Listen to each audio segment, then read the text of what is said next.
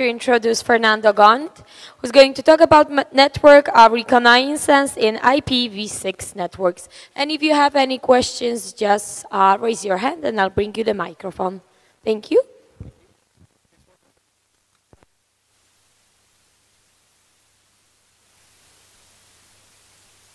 That's it? Okay. So thank you. Good afternoon to everyone. My name is Fernando Gont, and this presentation is about IPv6 network reconnaissance. As a kind of brief introduction about myself, I have been working on security assessment of networking protocols for more than 10 years. For about 8 years, I work on a number of projects for 2 organizations in the UK, UK CPNI and UK NICE. And nowadays, I'm a security researcher at SI6 Networks, working mostly on IPv6 security. So you have the URL of the company website and the URL of my personal website, where you can find publications, tools, and most of the materials that we will go through in this presentation. So what's this talk about? This presentation is about IPv6, what is usually referred to as IPv6 network reconnaissance, which, to put it in some way, is about finding nodes that are alive in an IPv6 network. So if you think about, for example, the task of a penetration tester or a guy that is performing network attacks, essentially one of the first few steps that that guy has to do is to find nodes that are alive to perform, for example, later audits and so on. In the IPv4 world, usually the task is very, very easy because the address space is small, and that means that, let's say that you can rely on brute force address scanning to find all the nodes that are alive on a network.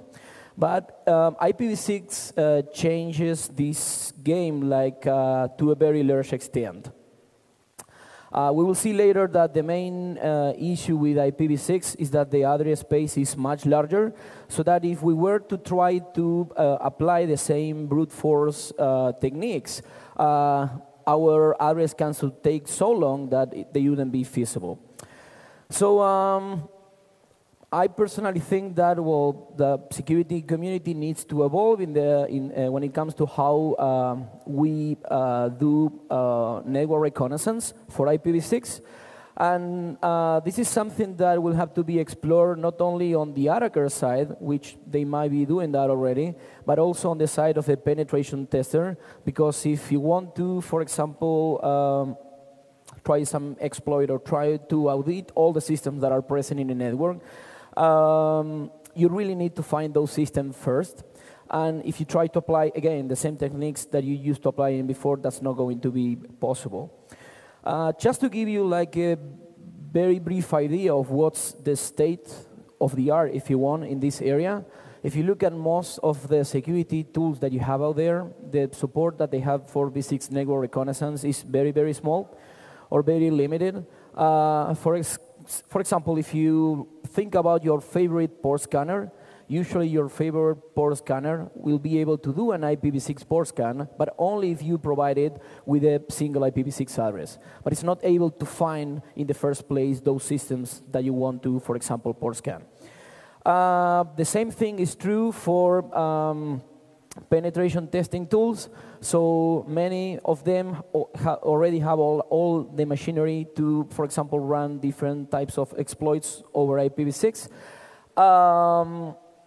But they are not able to find, for example, alive nodes if you provide the tool, for example, with an IPv6 network prefix. So that's kind of like the area that we will try to explore during this talk. So this is like a very, very brief summary of the different approaches that we have for V6 network reconnaissance. Many, if not most of them, were already available for IPv4, but what we will see is that, like in almost everything, what changes is the small details in how you apply these techniques. So just as a quick summary, we will have address scans. Address scans meaning that we will just prove the address space. In before, you'd probably do it like brute force. So you specify, let's say, a /24, and you go through all the possible addresses. We will see that that is not really possible with V6. You can also leverage the DNS for network reconnaissance. Of course, you have the same vectors that you had for before, like reverse mappings, zone transfers, and so on. But we will see that there are specifics for the V6 case. You can also exploit some application layer protocols. This is not usually exploited in the IPv4 world because, again, you can already find most, if not all, of the systems with an address scan. But with V6, since that is not as easy, then it makes more sense, or it makes sense to actually, explore other vectors. It's also possible, for example, to inspect local data structures or system configuration files. And this is something that when I was working in this area, I wasn't thinking about this myself, because usually you think from the perspective of an attacker, in which you don't really have access to the node or to the network or to the systems that you want to access. But truth is that for legitimate security assessments, in many cases you can get the necessary credentials to access some systems. So I know of commercial penetration testing tools that. Yeah. I'm sorry, I will have to just interrupt for 1 second. Yeah. We're looking for Jakub Kałuży. If he's here, we need him for the extraction finals, just by the extraction point station. So is there Jakub Kałuży? No, okay. Thank you. Sorry about that. But there are some commercial penetration testing tools that you can actually give them, like, access credentials to some systems. And what these tools do is, for example, they can look at local data structures that could be like the V6 network cache, the routing table, or whatever, to actually extract or try to obtain information about local systems. It's also possible to participate in interior routing protocols, to learn about the subnets and so on. And if you want to read more about this, there's an IETF, Internet Engineering Task Force Internet Draft, that we publish on the subject. So that's the file name of the document. So if you Google for it, you will be able to access our paper on the subject. So let's start with what's, from my point of view, supposed to be the main topic of this presentation, that is IPv6 address scanning. And so if you have ever read a little bit about V6 security, V6 scanning, and so on, probably you have heard things such as that IPv6 address scanning attacks or host scanning attacks are virtually impossible. Sometimes I use like some funny image and some funny quotes that I got from the internet, like these attacks would take, for example, 5 million years, 500,000 years, and so on. These are the numbers that sometimes people come up with. And, and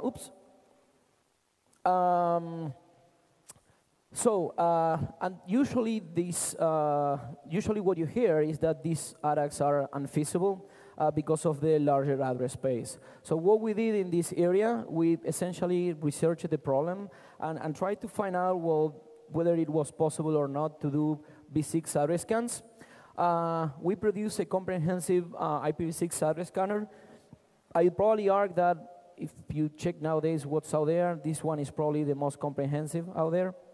And another thing that we did after we produced our scanner was to try to find out or try to use the scanner on the public internet so that we could learn from the real world about, for example, how IPv6 addresses are selected and so on. So we came up, you could argue, with ideas like with theory. Then we produced a tool. We took that to practice. And then what we tried to do was to gain some insights from practice and then implement those insights into our tool again. So I usually divide what are IPv6 address scanning attacks into two completely different topics. So the first one is that of scanning a local network, and the other one, which is a completely different problem, is about scanning a remote network. To put it in like a very, very simple way, Scanning of an IPv6 local network is really easy. In IPv6, you have multicast addresses that can be used to identify all of the nodes on the local network. So the most trivial way to find local systems is, for example, to send a ping packet on the local network, a multicasted ping packet on the local network. And if you have any nodes connected to that local network, those nodes would respond with an echo response. I don't really know whether there are actually any nodes connected to the wireless network, but what you do is something along these lines. So, oops. So either there's no systems connected or packets are being filtered, but that's the idea of how you do like basic scan of the local network. The only thing that I'm doing here is running the pin6 tool, which is of course the B6 contour part of the well-known ping tool. And what I'm doing here is sending a proof packet to the all nodes multicast network, which is of course straightforward. It's like sending a ping packet to a broadcast address in before. Now there's a limitation to this technique, if you want, in that Windows systems, they don't really respond to multicasted ping packets. So if you were to use this technique, you would be able to find every single node, but except Windows systems, because they don't respond to those packets. So when I was building this tool, I said, well, there must be some kind of proof packet that Windows systems reply to, right? And I found out that if you include in your IPv6 packets, no matter what the packet type is, you include an option of type 10 that starts with the bits 10, and that option is not supported by the systems that are processing the packets. Well, the standards require all systems to respond with an error. And in fact, actually all the systems that I tried so far respond to these packets. So going back to what I was saying before, if you try an IPv6 echo request, that is not going to work for Windows systems. But if you try packets with these unrecognized options that start with the bits 10, all of them will respond. Of course, from my perspective, I guess the Windows guys tried to or remove that responses to the multicasted echo request, so that they would not be subject, or they wouldn't be, those systems wouldn't be found. But truth is that, as with everything, as long as they respond to some proof packet, you can still find them. In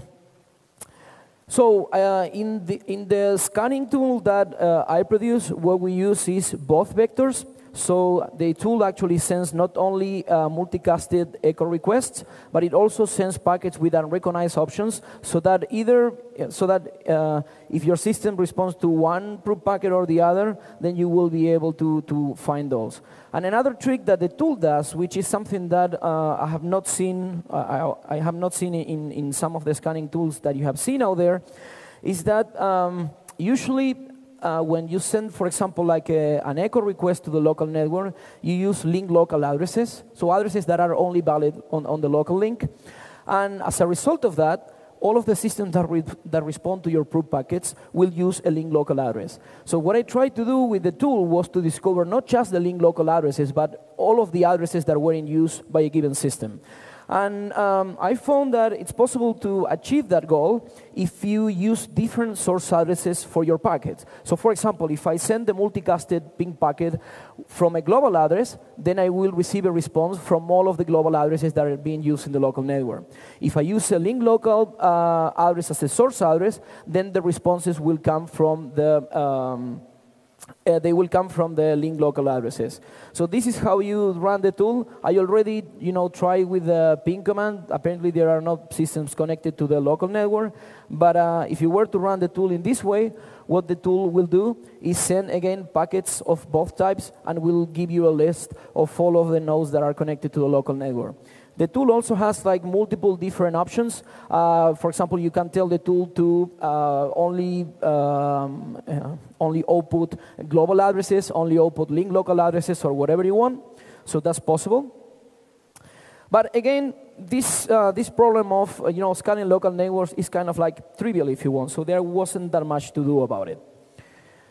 And this is what I personally believe that is like a much more interesting problem to tackle, which is that of scanning remote networks. And of course, in this case, the situation or the problem is completely different, because now you cannot use multicast packets at all, because it's a remote network. And all of the multicast addresses that we have seen so far, they can only be used in the local network.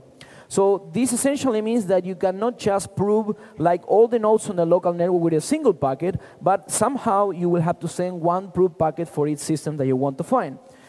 As I was mentioning before, it's usually assumed that remote address scanning attacks are not feasible in IPv6, and usually this comes from the assumption that the IPv6 subnets are a /64, which means that you have 64 bits for the host ID or interface ID if you want. That one is true, but that claim also comes from the assumption that the host addresses are randomly spread over that 64-bit address space. Of course, if the host addresses were randomly spread over that address space, yeah, it would be like very hard to find them. You have to search potentially like 2 elevated to the 64 power to actually find all of the nodes. But when I was studying this problem, I tried to find out whether anyone had tried to measure in a real-world network how the host addresses or the server addresses are actually selected in the real world. So I came across this paper by David Malone. It's a nice paper to read. I tried to summarize the results that this guy got in this slide with the 2 tables, but it's a really nice paper to read. And essentially what David Malone did is he did 2 different kinds of experiments or 2 different types of measurements. In the first one, what he did, he set up, I don't recall if it was like a web server or an FTP site, but the point was that he was logging all of the addresses that the clients were using to connect to his server, okay? And essentially, once he had like a large number of addresses, what he did was to try to analyze how those addresses had been selected. In particular, how the interface ID or the host ID part was selected. Then he did another different experiment that it was about trying to find out how the addresses of routers were selected. And if I recall correctly, the technique that he used to measure or obtain the addresses of routers was to have like multiple addresses of different servers or clients, and then he would perform a trace route against those destinations. And of course, in that way, he could learn all of the addresses of the router of the intervening routers. So again, with that data, he did exactly the same thing. So he obtained many addresses, in one case from a server log, in the other case as a result of using traceroute. And he tried to analyze how the interface IDs of each of those addresses were selected. In the case of host, he found that 50% of the addresses were the result of stateless address auto-configuration. Sometimes this is referred to as SLAC, or IPv6 auto-configuration. Or a different way to say it is that 50% of addresses that we have on the table on the left embed the MAC address of the system in the interface ID, okay? So that's 50% of the addresses. Then he found that 20% of the addresses included an IPv4 address in the interface ID. 10% were addresses coming from Tirido systems. That's a transition technology used in Microsoft systems. And then the other percentages were small. In the case of the router addresses, he found that 70% of those addresses were low-byte. And low-byte addresses essentially meaning that you set the interface ID to all zeros and you just vary the last byte. So that's kind of like what you typically do if you were to manually configure an address. Of course, you probably won't be like, setting like random numbers for the host ID or the interface ID, but you will just set like all zeros and you would just vary the last byte. That's kind of like the same thing that you'd probably do with IPv4, which means that you don't start numbering your system from some random number, but you usually start with a 0.1 address, 0.2, and so on. There are 2 things that you should probably conclude from these results that David Malone got. First one and most important one is that the IPv6 addresses are not really random. It's very clear if you look at this slide, that they actually follow very specific patterns, okay? For host, for example, you have 50% of addresses that are the result of auto-configuration, and that means that it's not just a random number, but there's a specific pattern there. In the case of routers, actually, it's even worse from the legitimate side, or better from the point of view of the attacker, because you have 70% of the addresses that follow that low-byte pattern. So that's the first thing that, or the most important thing or conclusion that you should extract from this slide and from the results that David produced. The other one, which if you are kind of like into IPv6, you'll probably realize when looking at these slides, is that if you were to redo the experiment that David Malone did, you'd probably get very different results, at least for the host part. For example, if you look at the first two numbers that he got, there's 50% of addresses that are the result of IPv6 auto-configuration. That used to be the case like years ago, but for example, nowadays and for quite a long time, I don't recall for how long, Windows systems implement like a different technique or mechanism for selecting the interface ID. They essentially just set the interface ID to a random number. And if you, of course, if you take into account the Windows market share, that would mean that, well, it's not really possible to have like 50% of addresses that are like auto-configured. The other one, which should be like evident too, is that 20% of these addresses are include an IPv4 address in the interface ID. These addresses, or to put it in a different way, like every single address that is not the result of Slack or auto-configuration, and that is not the result of DHCP version 6, has been manually configured, okay?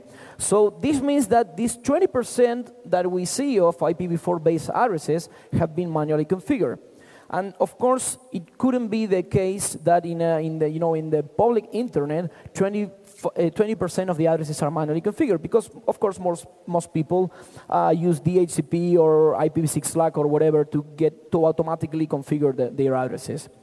I actually had tried to get David like redo his experiment because, well, his results were published in 2008, and that probably means that he did the measurements like in 2007. And from the point of view of IPv6 developments, that's really a long time ago. But I didn't get him to do it. So you will see later that I ended up like reproducing some kind of similar experiment myself, and other people did the same thing to try to get more up-to-date information. So I was discussing the different type of addresses, and I was mentioning that at least in the results that David had got, like 50% of addresses were the result of Slack or IPv6 auto-configuration. This slide tries to show what's the syntax of the IPv6 interface ID. So we are not looking at the prefix, so the upper or the high order 64 bits are gone here. We're just focusing on the low order 64 bits. And as I said before, these type of addresses, they essentially embed the MAC address in the interface ID. Or that's kind of like, or that's like a simple way to put it. In reality, what you do is you take the MAC address, you split it in two, and you insert this word FFFE in the middle. But again, it's essentially the same thing. Now, let's say that, for example, there was an attacker that he was trying to scan some kind of remote network, and that the guy had some information about what are the devices or the brand of the devices that are being used at that target network. Well, if you look at the upper 24 bits of the MAC address, you'll see that it corresponds to the IEEE OUI, which is essentially a 3-byte number that identifies the vendor, okay? So that means that, for example, if you know that the target network is using devices that have been manufactured by whatever, Realtek or whatever that is, you don't really have to go and do like a brute force scan, but you only target those IEEE OUIs that have been assigned to Realtek, okay? Depending on the vendor that you are targeting and so on, there might be a different numbers of IEEE OUIs assigned. For example, if you look at the number of these identifiers that have been assigned to Cisco, that's probably more than 100 or more than 200 of them, which of course is still like a very large number. But if you look at other smaller vendors or vendors that have got into the business or the industry like more recently, of course the numbers of IEEE OUIs is going to be reduced. So to some extent, if you have some additional information and you're not just doing like a brute force scan, you could take that the upper 24 bits of the interface ID is either known or you can narrow down the possible values to some small subset. When it comes to the low order 24 bits of the MAC address, well, you could argue that in theory they are kind of like random, but truth is that typically vendors select those numbers incrementally. So let's say if you have whatever, Realtek that is producing and manufacturing network interface cards, well, they will, for example, they will set the MAC address to blah, blah, blah, 1, the next card that they produce to 2, and so on. So that means that if there is a very large network that, has like many, many systems that have been purchased all together in a big bunch of systems, and you happen to find one system, one alive system in that network, then it's very, very likely that the other nodes that are alive have addresses that are consecutive to that address that you found. So what we did in the toolkit, and I'm not really going to run, or I'm going to run just the command just to see how it works, but we're not really going to run an attack against any side. Essentially, what we did, we incorporated the IEEE OUI database in the toolkit. So essentially, what you can do is you can specify to the toolkit, well, I want to scan systems in that particular network, and I want to find devices that have been manufactured by that specific vendor. So in this case, this example, this is just Dell, but okay. It could be anyone, so let's see. Okay.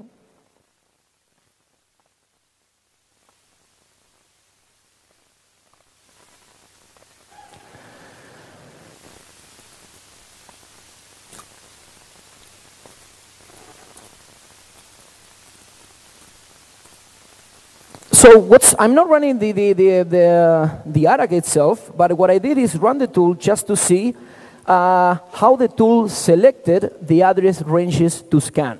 So what I did here is I specified a target prefix. So it's like a /64, some network prefix that I want to scan. And then I selected what's the vendor that manufactured the devices that I want to scan.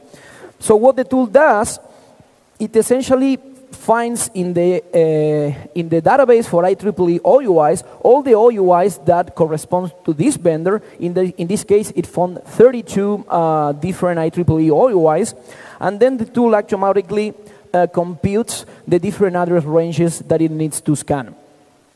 Of course, there are some improvements that you can do. For example, one of the things that the tool does is it reorders the IEEE OUIs so that, for example, you don't really try the last OUI that was assigned because that's probably not in use yet, and you also try the older ones at the end of the scan. So you try the OUIs that are most likely to be used right now.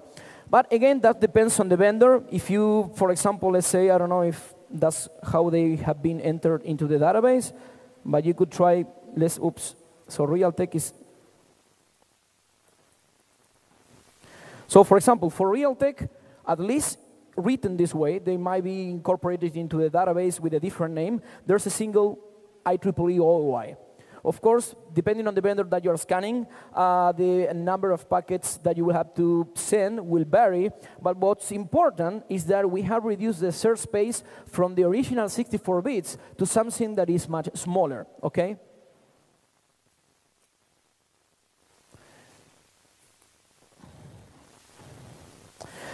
So there's a very interesting case of these auto-configured addresses, and it has to do with virtualization software. If you take a look, for example, at virtualization software such as VMware, VirtualBox, or any of those softwares, they select the MAC addresses of the virtual interfaces from specific IEEE OUIs.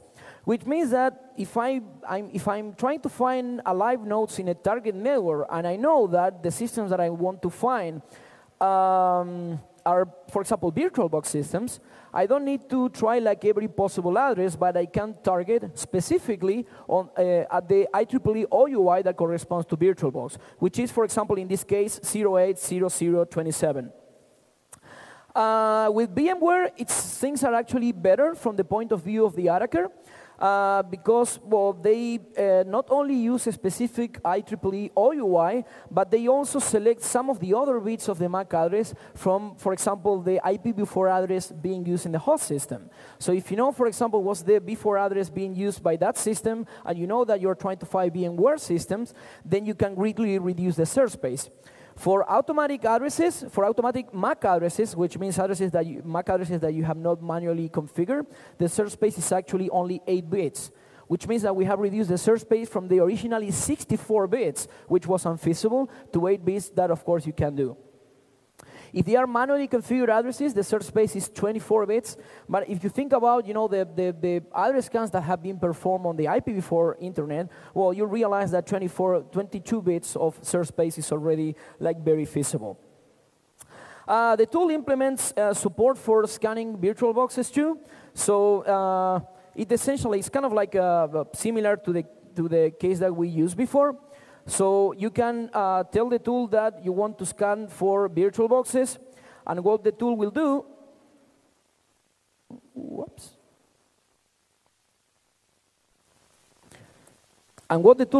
it will try to find what's the IEEE OUI that is used for, in this case, VirtualBox, and it will produce the address range that you need to scan. If you look at the address range here, you'll see that it has actually greatly reduced the search space when compared to the original /64 that you had. Okay. So other addresses, and this is a category that was already present or that was mentioned in David Malone's paper. You will see that in the real world, in real networks, there are systems that select their IPv6 address and the corresponding interface ID based on an IPv4 address. Actually, even the IPv6 address notation allows you to do this. So if you look at the first of the bullets up there that says that the addresses are embedded in 32 bits, and if you look at the interface ID part, you can see that you actually have like an IPv6 prefix, but that the interface ID part actually contains a v4 address, even with the exact same notation. So that's like a very popular way in which many sites select their interface IDs. While we were doing scans and trying to see what was being done out there, we found that some sites use like a different way of encoding the v4 addresses. So rather than using the, let's say, standardized way of including an IPv4 address, what they use is they set each of the 16-bit words of the interface ID to one of the different bytes of the v4 address. So in the first bullet, you have the v4 address just separated with the with the dots. That's and so that it means that the v4 address is encoded in the low order 32 bits. And in the other example, you have the v4 address, but is encoded in each of the different 16-bit words. So the tool has support for finding this type of addresses. So let's just check if this works as expected. So this is just like a random prefix.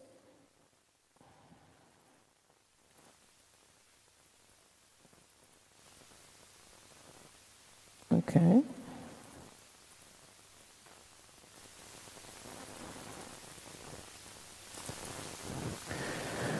So what I'm doing here is of course, I'm kind of like cheating in the sense that I already knew that this site was already addresses that were embedding an IPv4 address.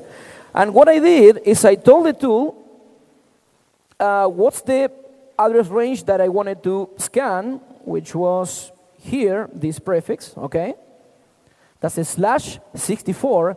And what I told the tool was that that same network is using this IPv4 prefix, okay? And since I know that the interface ID is being set according to that IPv4 address range, the tool is able to find all of these systems. And you have seen that I'm even limiting the, the bandwidth to like 100 packets per second, and we were able to find like all of these systems.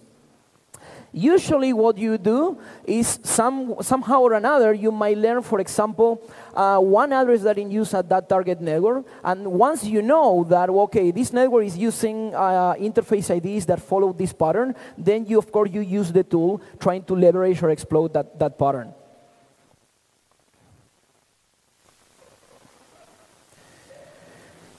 So, other address types, and this is something that I didn't came up with it myself, but there were other folks that pointed it out. You will see that there are some systems on the IPv6 internet that when they select the interface ID of the nodes, they embed the, let's say, the TCP port, for example, into the interface ID part, okay?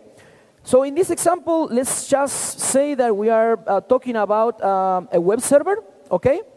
And let's just assume that that specific network has more than one web server. So one way in which they might select their interface IDs is they use the value 80 for the low order 16 bits.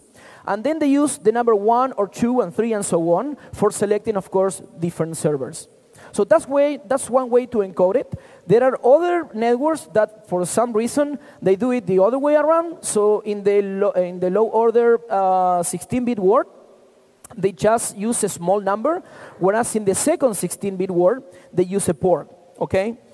And there's also another thing that can change is that, for example, some sites set the port number like 80, in this case, like in hexadecimal, whereas other sites convert that port number to the corresponding hexadecimal value. So we can try the tool against some site.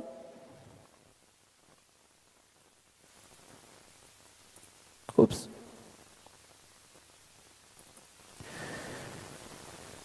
And what you see is that in this case we found two systems. One has the address 25, the other has the address 53. Of course, it shouldn't be that difficult to realize that the first node probably is running an SMTP server, the second one is running a DNS server. And these addresses are actually quite common. What the tool does, it doesn't try like every random port, but it rather tries like the most, let's say, most usual or most used ports. What else? I mentioned already that there are low-byte addresses. Low-byte addresses is very simple. They just set the interface IDs to all zeros, and they just vary the last byte. There are different ways in which they do it. Some networks just vary the last word. Other networks vary the last two words. So the tool implements like a feature to actually scan for these addresses. So that's exactly the same thing that I'm going to do now. So for low-byte, let's say I have this one.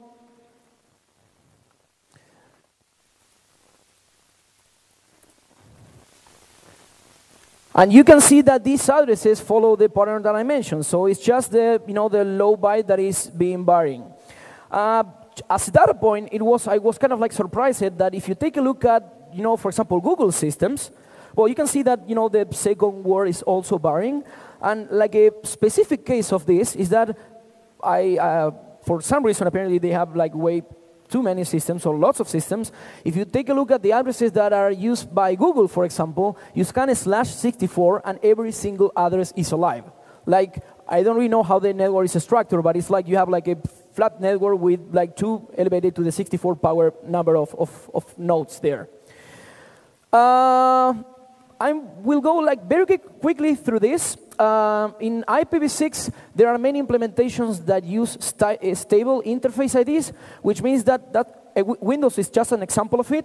But systems that, for example, select the interface ID to a MAC address do the same thing, which means that no matter which network you connect to, the interface ID will be the same. And since that's a number that is really large, it means that you can track nodes across networks. So for example, if I know what's the prefix that you are using at home, and I know what's the prefix that you use at your office, I'm actually able to track in which of those networks you are. The tool implements this support. It's kind of like more complex than the test that I did before, so I'm not really going to run this one, but it's available on the tool and you can try it. And things that I plan to, let's say, add to the scanner. For example, first of all, the tool right now operates in an open loop, so the tool is not really able to find what's the available bandwidth. So one thing that I plan to do is, before actually starting a scan, I would do a trace route, try to find the address of the last router that is connected to that target network, and then from time to time, send a proof packet and see if that proof packet to the router is lost, as a way to try to find out whether the network is being congested or not.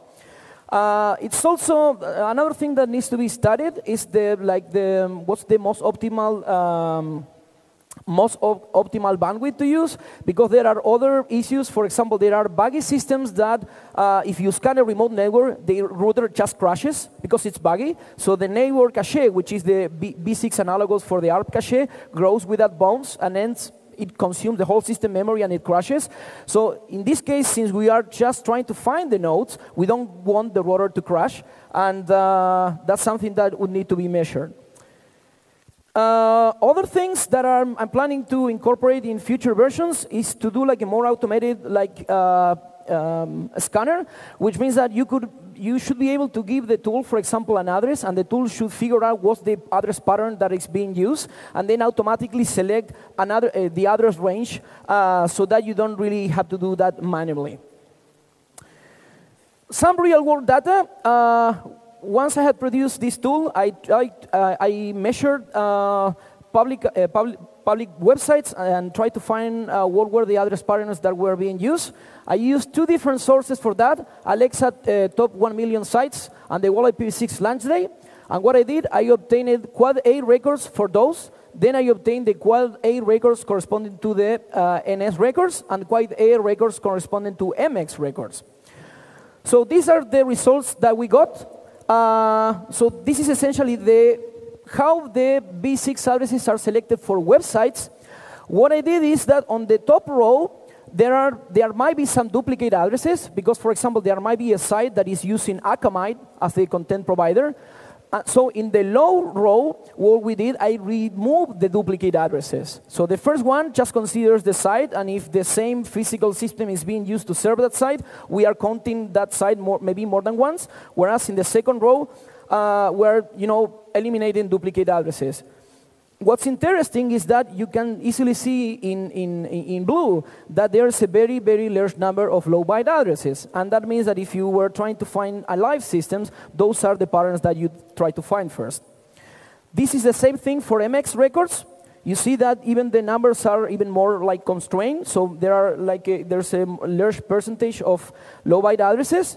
And this is for name servers, which is even worse if you want.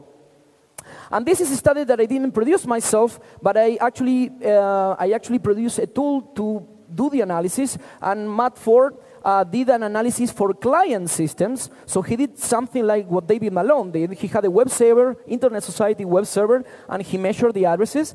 And you can see that, what's that? Like about 70% of addresses now use random addresses, which varies a lot compared to the original results that David Malone had got. And this is because, for example, both macOS and Windows, FreeBSD, and so on now use temporary addresses. So that's like a very, very big change.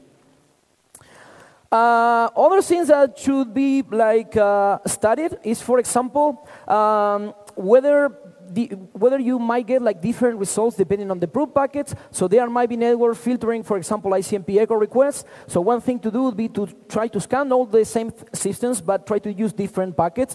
Try to use extension headers, fragmentation, and so on, and see if different proof packets get you different number of results. So that's like in the to-do list. And this is probably the last demo. As I mentioned before, you can use DNS for network reconnaissance. Most of the vectors are exactly the same as for the before case, but there's one vector that is different, that is based on the DNS reverse mappings for B6. So if you know that the DNS reverse mappings for before, essentially you have a zone that is used to obtain the IP addresses of a node, sorry, the domain of a node based on its IP address. And there were a couple of folks, I don't recall where they were from, but they found that it was possible to exploit the DNS reverse mappings to obtain the addresses of systems. So essentially what you do, you go through the whole reverse mapping zone as a tree, and in that way you are able to find, assuming of course the reverse mappings are being used, you are able to find all the systems that are in some prefix. Just as an example, this example is going to run not a tool that I produced myself, but a tool that was produced by the Hacker's Choice, by Mark Hose from Germany. And what the tool is trying to do is try to use the DNS reverse mapping to actually obtain addresses of nodes. I'm connecting to the V6 internet with like a tunnel, and the connection is not really that good. So that's why you see that the tool is reporting packet loss and so on.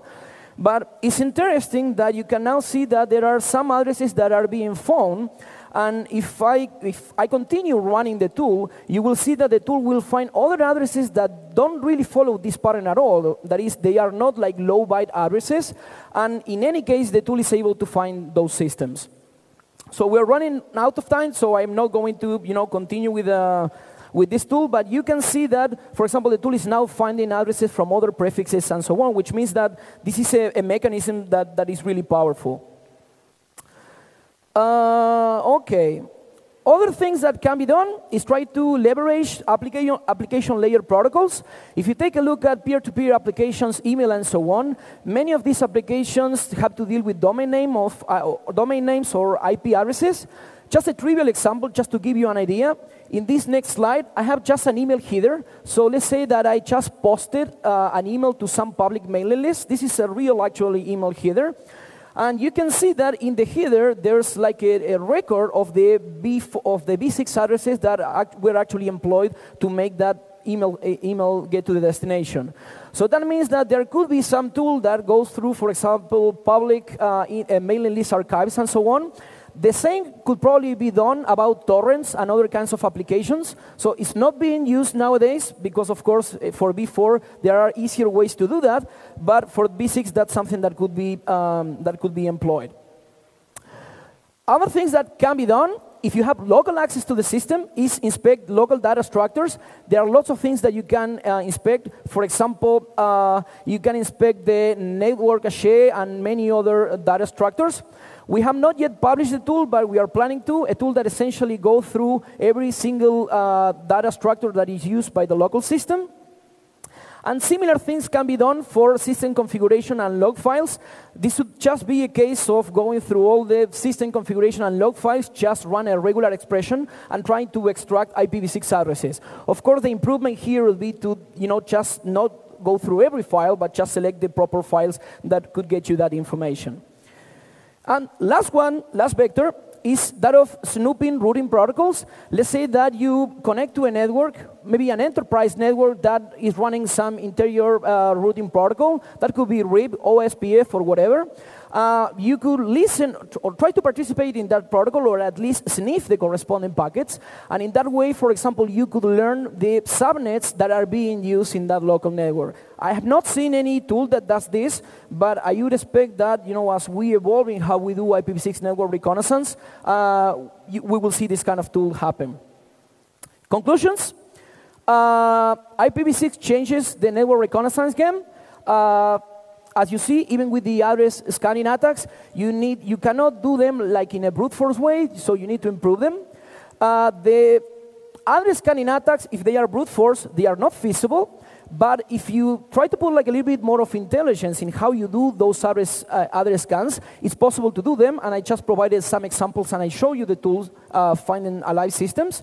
There are many other techniques that need to be explored. For example, application layer, liberation application layer protocols, and so on. So far, they have not been explored because most of the internet runs IPv4, and there are much more easier ways to obtain addresses in the IPv4 world.